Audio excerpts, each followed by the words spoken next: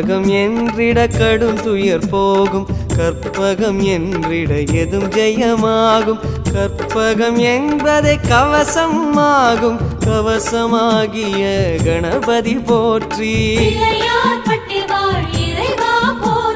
காலம் மூன்றும் கணிப்பவன் நீயே, காப்பதும் கடமை கற்பக தருவே.